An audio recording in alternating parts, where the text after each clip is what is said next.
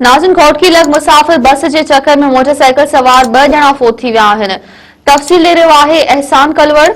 जी एहसान, वधीक छा तफ़सील आहिनि? जी बिल्कुल, घोटकी वेझो चना पंप स्टॉप वट मुसाफ़िर बस ऐं मोटरसाइकिल विच में ज़ोरदार टक्कर लॻण जे नतीजे में ॻोठ गुलण खान लगारी वासी नौजवान एजाज अमन लगारी ऐं पीरसन औरत आसिया लगारी सड़े ते चिबाड़ जी मौत थी विया।